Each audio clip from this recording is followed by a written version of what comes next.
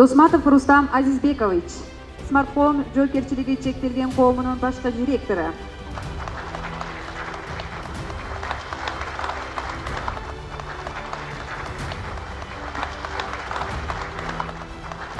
Саламатсызбы Рустам мырза, бүгүнкү ишкер күнү менен сизди куттуктайбыз.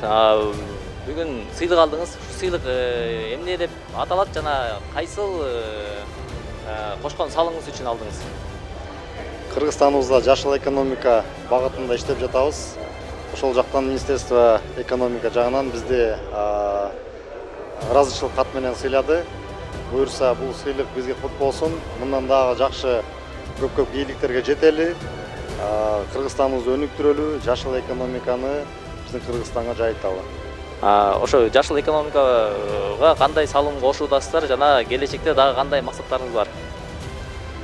Кыргызстанда жашыл экономика багытында көп салымдарды кошуп жүрөбүз. Кыргызстаныбызда карапайым элге жеткиликтүү жылуу, энергия үнөмдүү үйлөрдү куруп берип жүрөбүз.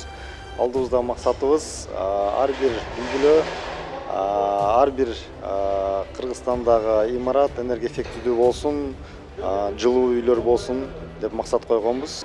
Экология проблемасы биздин Кыргызстанда актуалдуу болуп турат. Ошол багытта көп иштеп алып барып жүрөбүз.